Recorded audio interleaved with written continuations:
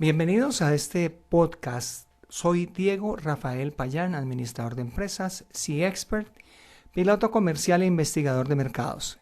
En esta ocasión quiero hablarles de una filosofía que me apasiona, el poder de las cosas simples. Bienvenidos.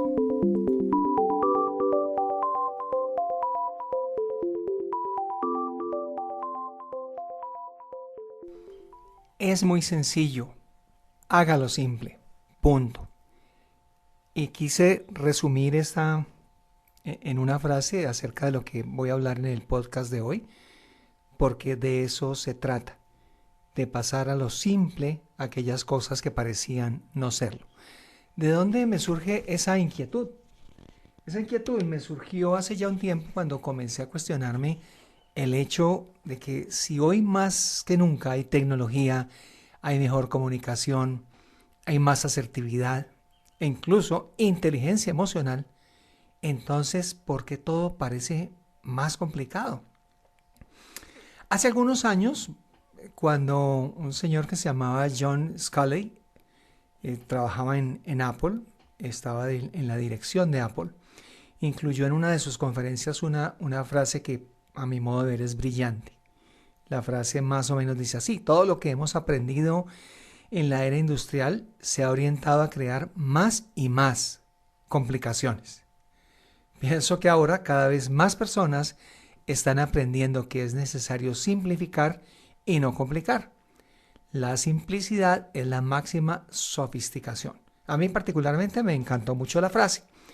A propósito, el señor Sculley no hizo mucho caso de sus propias palabras y dedicó todo su esfuerzo a promover un producto demasiado complicado.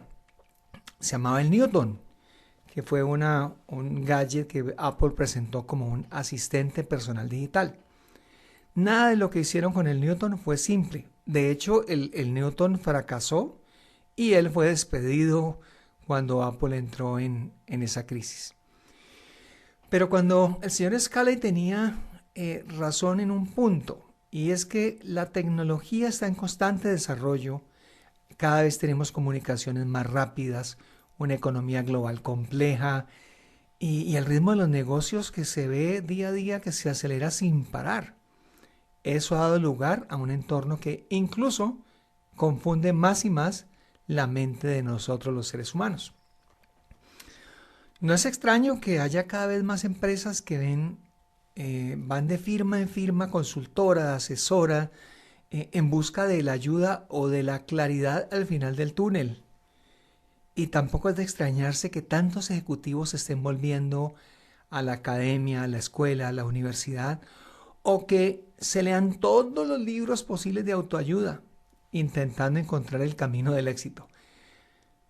Lamentablemente, pues tampoco faltan quienes estén dispuestos a aprovecharse de ellos y sacar un dinero con ese propósito.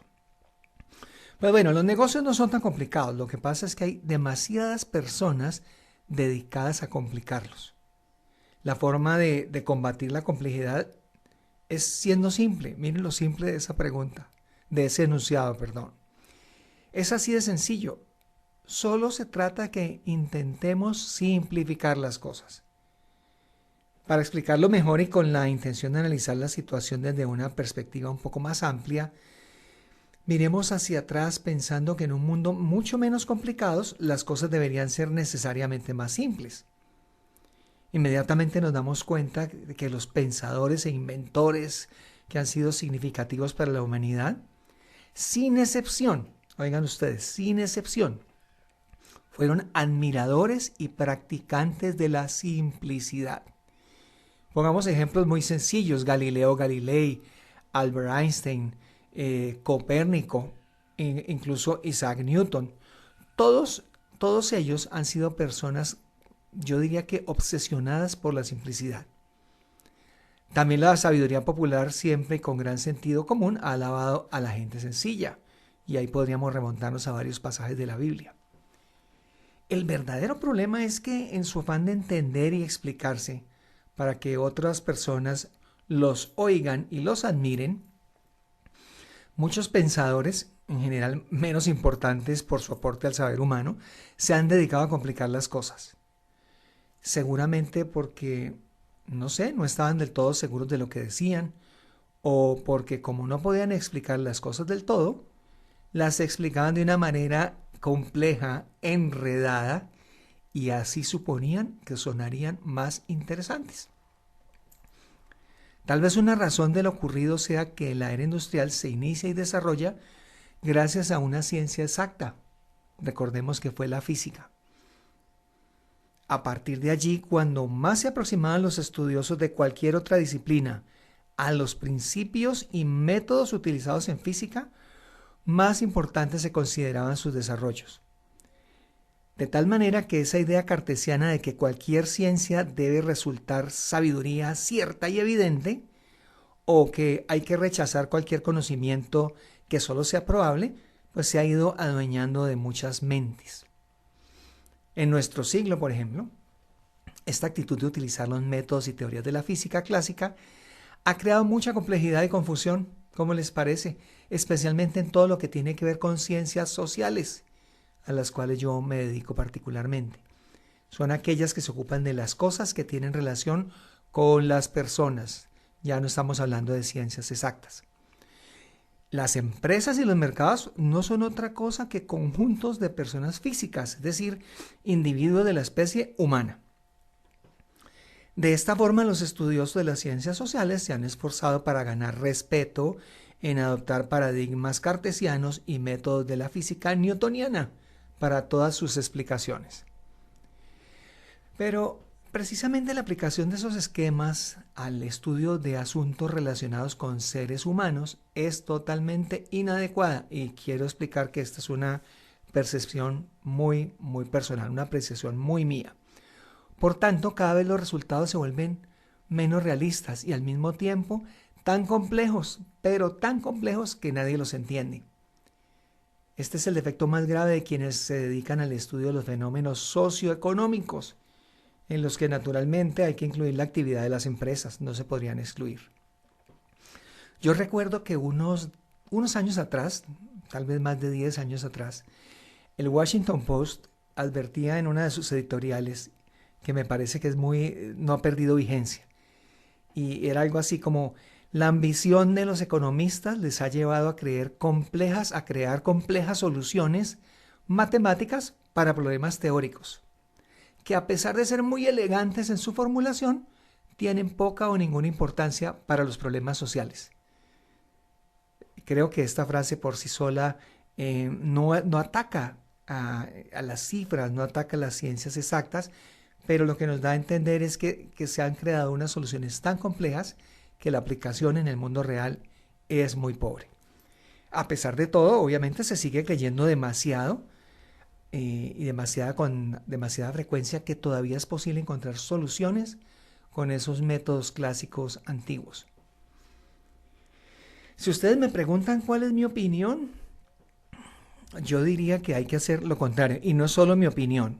No estoy hablando aquí como un gurú o un experto, me estoy uniendo a pensamientos de otras personas, pues esto ya es una corriente, una filosofía de vida. Las grandes empresas, las grandes corporaciones multinacionales, las pymes, no son conjuntos rígidos, son correlaciones de personas que tienen objetivos comunes, que a su vez se relacionan con otras personas, es decir, con los mercados que se pretende atender.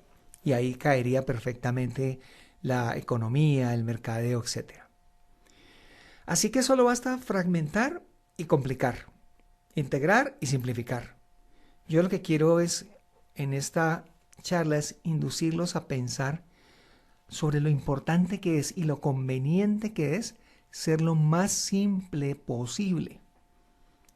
Y voy a tratar de pronto más adelante en dar algunos consejos concretos y prácticos que he venido recogiendo después de darle algunas lecturas. Sé que me falta muchísimo más, pero sobre todo de mi experiencia profesional.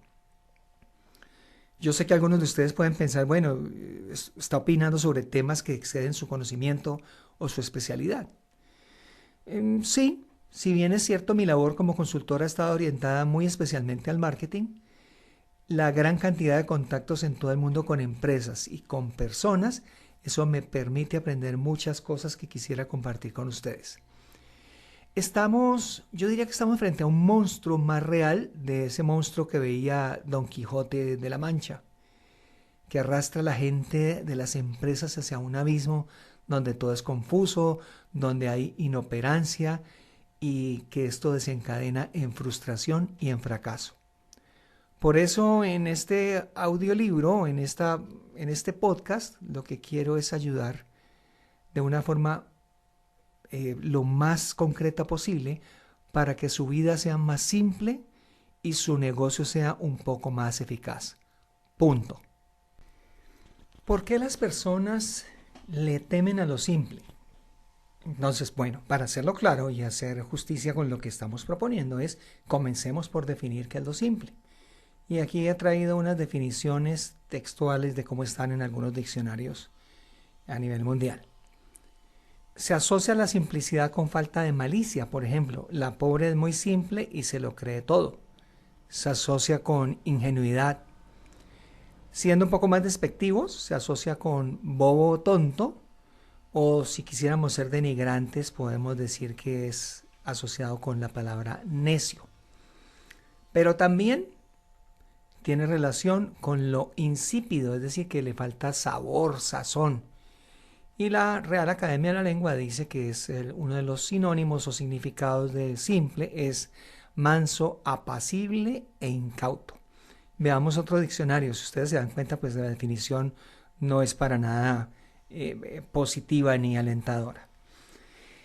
Aquí hay otra definición de simple, y es que no tiene composición, que es sencillo, que no tiene complicaciones ni dificultades, manso, apacible e incauto nuevamente, mentecato, se aplica también a la palabra que no se compone de otras de la lengua a la que ella pertenece, es un tema ya más gramatical, y la simplicidad que viene del latín y hace referencia a la sencillez, candor, calidad de ser simple, sin complicaciones. El simplista es un adjetivo y significa que es una persona que simplifica o tiende a simplificar, es simplón. El diccionario de la Real Academia de la Lengua, la Academia Española de la Lengua, dice que para nuestros hábitos lingüísticos ser considerado simple o sencillo no es una ventaja. Entonces ahí ya entramos, como decimos en mi país, entramos perdiendo, porque se considera una desventaja la persona que es simple o es sencilla. Que alguien lo considere un simplón o un simplista es peor. Es como ser ingenuo o ser tonto o necio. Por tanto, a uno no le sorprende que la gente tenga miedo a ser considerada demasiado simple o muy sencilla. A esto se le podría llamar el complejo de no ser demasiado simple o no ser sencillo. Cuando se ha hecho consultas a algunos psicólogos sobre este asunto, ellos lo explican de alguna manera también complicada, naturalmente, porque ellos tienen el mismo complejo y el mismo derecho a tener ese complejo. Hay un psicólogo de nombre John Kohler que pertenece al Instituto de Relaciones Humanas de la Universidad de Yale, quien describe 7 tipos de temores más comunes y más presentes en el ser humano. Y aquí creo que ninguno de nosotros los seres humanos nos escapamos de esos temores, de alguno o por qué no de todos. Y los voy a enumerar muy rápidamente. Primero, temor al fracaso. Segundo, temor al sexo. Tercero, temor a la autodefensa, a no poderme defender. Cuarto, un temor a confiar en otras personas. Quinto, temor a pensar. Sexto, temor a hablar. Y séptimo y último, el temor a la soledad. Según parece, el no ser simple o no buscar soluciones sencillas es consecuencia del quinto. ¿Recuerdan ustedes el quinto de esos temores? Temor a pensar. El problema es que en vez de pensar las cosas por nosotros mismos, dependemos de lo que piensan los demás. Esto explica por qué las ventas mundiales de la consultoría, miren ustedes esta cifra, está creciendo mundial, esta cifra es mundial, crece a un ritmo del 25% cada año. Dice este mismo psicólogo que no solo cuesta trabajo pensar, sino que a muchas personas les tienen el temor a hacerlo. por eso son dóciles y obedientes y terminan más bien siguiendo sugerencias de otros porque les ahorra el trabajo de pensar por sí mismas. Se vuelven dependientes de otros para un trabajo mental y más bien buscan un protector para cuando hay alguna dificultad. Y saben que creo yo que probablemente tienen razón. Hay un rechazo creciente a la complejidad. La gente no quiere pensar. Por eso lo simple y sencillo tiene tanta importancia y por eso es que estoy grabando este podcast el día de hoy. Al sobresimplificar un asunto complejo, se puede hacer que las personas entiendan y puedan formarse una propia opinión sin esforzarse demasiado. Alguien decía y dice muy sabiamente y lo comparto: complique los problemas y se va a salir siempre con la suya. Hay una psicóloga, si mal no recuerdo es de apellido Mo, que se aproxima a este problema o esta situación que les comento desde otro punto de vista. Ella dice que en nuestra cultura, particularmente en la cultura latina, aunque también perfectamente puede cubrir ciertas áreas de Europa, y es que los seres humanos tenemos una paranoia de omisión, así lo llama ella, paranoia de omisión. Y es que es la sensación de que hace falta cubrir todas las opciones porque alguien nos puede poner en evidencia en cualquier momento. No sé si a ustedes les ha pasado, particularmente yo trabajo en una empresa de investigación de mercados donde nos han contratado para hacer trabajos y no por los resultados, sino porque necesitan dejar evidenciado que sea un tercero el que lo dijo y no que lo dijo el gerente. Por eso siempre buscan, voy a usar una palabra, no sé si sea la correcta, pero buscan escudar su decisión en un tercero, en un consultor, para demostrar que no se equivocaron y que si se equivocaron, pues, entre comillas, la culpa es compartida. Es decir, en ese momento no se puede omitir nada porque pues sería fatal para nuestra carrera profesional equivocarnos y que no haya una persona que esté avalando esa equivocación. En otras palabras, vamos a suponer que solamente tenemos una idea y que esa idea falla, ahí no tendríamos ninguna red de seguridad, por eso necesitamos tener esa segunda opinión y dado que estamos tan orientados al éxito, pues esto aumenta el temor número uno de muchos profesionales y es el temor al fracaso. La gente se siente desnuda con una idea simple. No sé si les ha pasado cuando alguien pone una idea demasiado simple como que no, me da pena exponerla. Resulta que una serie de ideas posibles en una situación determinada permite que una persona piense que su posición está mucho más cubierta. Lamentablemente, cuando se empieza a dar vueltas sobre todas las soluciones posibles a un problema, adivinen dónde entramos: en el camino del caos.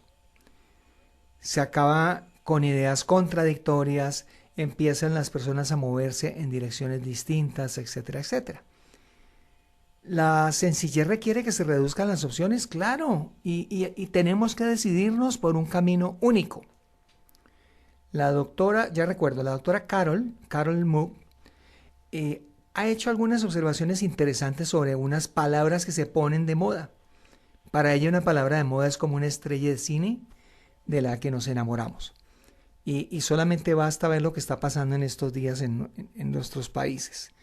Palabras como reinvención, crisis, reinvéntate, cómo superar, etcétera, etcétera, pues hacen que las personas empiecen a pensar que tienen que volverse expertas en el dominio de esa palabra de moda. Ahora bien, la cuestión es que si entendemos o no esa palabra, pues no importa, sí, pero la pronunciamos. ¿Por qué? Porque estamos enamorados. Además, la gente tiene miedo a preguntarle a una persona importante o a dudar de lo que considera una gran idea. Ese es el famoso temor a hablar. Entonces, más bien, lo que hacemos es asistimos al taller de otro, leemos un libro de otro, nos complicamos con teorías y simplemente las repetimos y eso supuestamente nos hace más interesantes, nos hace más expertos. La mejor forma de enfrentarse a estos temores naturales, pues, es enfocarse en el problema. Es muy parecido a lo que hace un bailarín de ballet. No sé si han visto, esto no lo sabía yo hasta hace mucho. Los bailarines de ballet también se marean. Entonces, para evitar ese mareo dando vueltas, simplemente fijan la vista en un objeto determinado en el público, cada vez que la cabeza da una vuelta. Es decir, no le prestan atención a los 359 grados o 358 grados, sino que simplemente se enfocan solamente en un sitio específico, dejando de lado todas las otras cosas que son distractoras. Sin embargo, conviene aclarar que lo fundamental, diría yo, es reconocer el problema correcto en el cual tiene uno que enfocarse. Voy a poner aquí un ejemplo. Si se tratara de un automóvil, un Volvo, que ustedes saben que Volvo se enfoca mucho en la seguridad, el problema en el cual debe enfocarse en el área de mercadeo es clara, y es mantener su liderazgo con el concepto que lo ha hecho famoso, la seguridad, y dejar que los otros se les roben la idea. Eso es lo obvio. Pero hay situaciones en las cuales el problema no es tan claro. Y aquí les voy a poner otro ejemplo que me pareció genial. Seguramente han escuchado hablar de una empresa que se llama Procter & Gamble, que ha sido famosa y reconocida por ser la especialista en marketing con mayor reputación en el mundo. Si hacemos un primer análisis, uno podría suponer que su problema es cómo encontrar más formas de vender más cosas, porque estos señores de Procter & Gamble tenían y todavía tienen una cantidad de productos que ustedes no se imaginan. Resulta que la dirección de esa empresa identificó el problema real y se empezaron a preguntar si el mundo en realidad necesitaba 31 variedades de champú de la marca Head & Shoulders o 52, porque esas eran las que tenían 52 variedades de crema dental Crest. El presidente en su momento lo explicó en uno de los magazines de Business Week. Eso fue hace ya unos años. Y él decía, resulta incomprensible hasta qué punto se lo estamos poniendo difícil, no al área de mercadeo, a los consumidores, con el paso de los años. Cuando llegan a comprar una crema dental, una pasta dental y se encuentran con esta cantidad de marcas. Cuando llegan a comprar un shampoo y se encuentran con todas estas referencias. Este señor se dio cuenta que después de muchas décadas de sacarlo nuevo y mejorado, o frases como frescura, olor a limón, tamaño extra, ellos se dieron cuenta que estaban vendiendo demasiados tipos de cosas, que me imagino yo, pues también les estaría enredando todo el tema logístico y el tema de producción, distribución obviamente.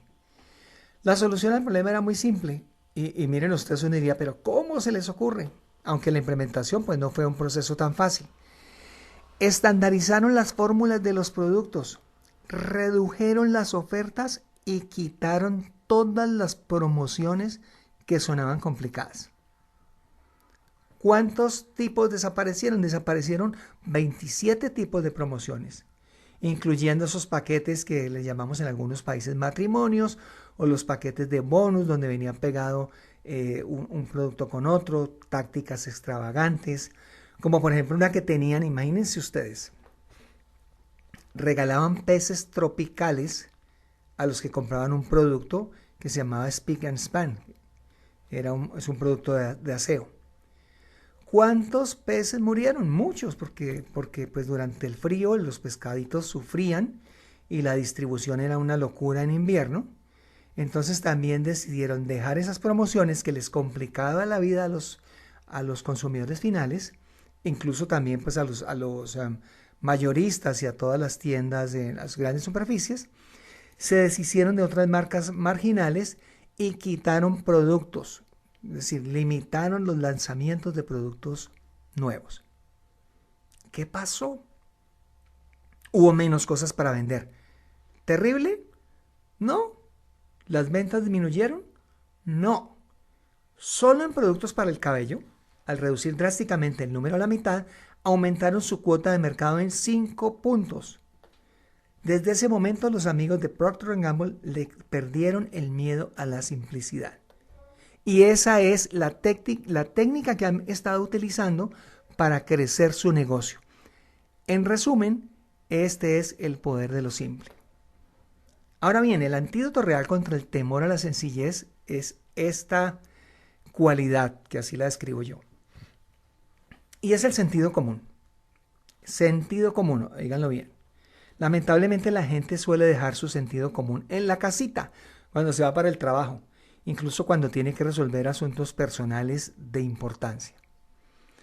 Alguien decía que la administración es un fenómeno curioso, porque se paga generosamente, es muy influyente, pero no tiene sentido común. El sentido común no es otra cosa que la sabiduría que todos nosotros compartimos. Es algo que registra una verdad obvia para un entorno, para una comunidad. Las ideas simples tienden a ser obvias porque tienen un toque de realidad, pero la gente lastimosamente no se guía o no se fía por sus instintos. Piensa que siempre hay una respuesta oculta más compleja. Es un error. Lo que es obvio para usted es obvio para muchos. Por eso en los negocios una solución obvia suele funcionar muy bien en el mercado. Creo que eso resume mucho de lo que estoy conversándoles el día de hoy. Uno de los secretos de los gurús es empezar con una idea obvia, simple, sencilla y luego complicarla. Empezar con una idea obvia, simple y sencilla y luego complicarla. Y así es como muchos gurús se han vuelto inmensamente ricos en su campo.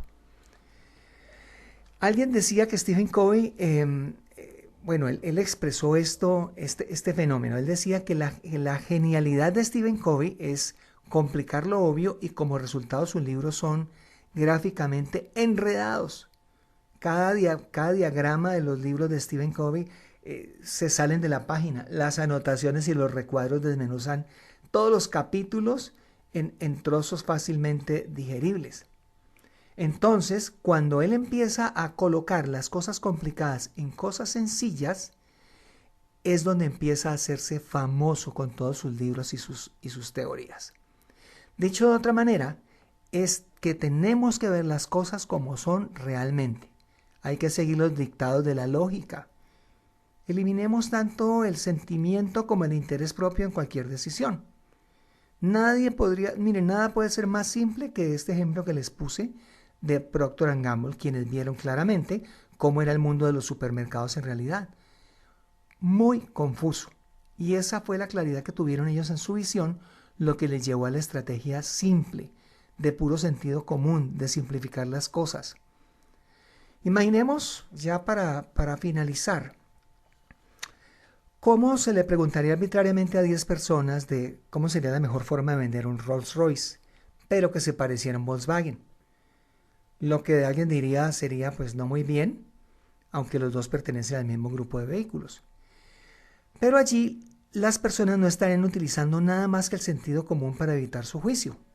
No tendrían datos ni harían una investigación que apoyara sus conclusiones, tampoco tendrían un mayor conocimiento técnico. Fíjense ustedes, estoy diciendo puros temas sencillos, no habría ninguna sutileza intelectual. Para esas 10 personas el Rolls Royce es un vehículo grande, caro, lujoso, mientras que el Volkswagen es un vehículo pequeño y útil. ¿Por qué? Porque esas 10 personas están viendo las cosas como son realmente.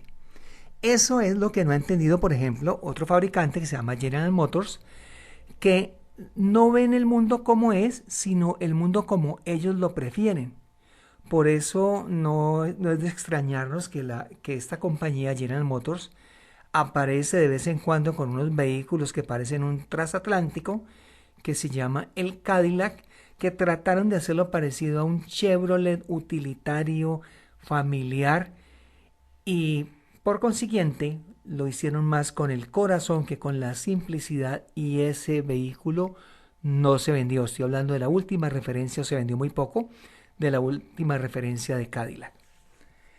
Así las cosas, mis queridos amigos, yo les voy a hacer una invitación. Y aquí el tema no termina aquí, pero mi podcast sí. Y los invito a que lo hagan simple. Hagan todo de una forma esquemática, es decir, que el problema, el reto que ustedes tengan o que tú tengas debe ser evidenciado en una frase. Albert Einstein decía que un problema que no se puede dibujar no se puede resolver. No olvidemos que hay personas que se quieren lucrar aprovechando ese temor a pensar. Finalmente, te hago esta pregunta. ¿Quieres estudiar algo? Hazlo, pero no tomes cursos, maestrías y certificaciones a ciegas, a la loca, pensando que esos cursos, maestrías, certificaciones, diplomados, que ellos por sí solos te van a hacer más inteligente y que por obvias razones te vas a convertir en el próximo influencer de tu campo. ¿Que puedes llegar a hacerlo? Claro, pero hay varios caminos mucho más sencillos. La vida es corta y es simple. Que nadie te la complique. Punto.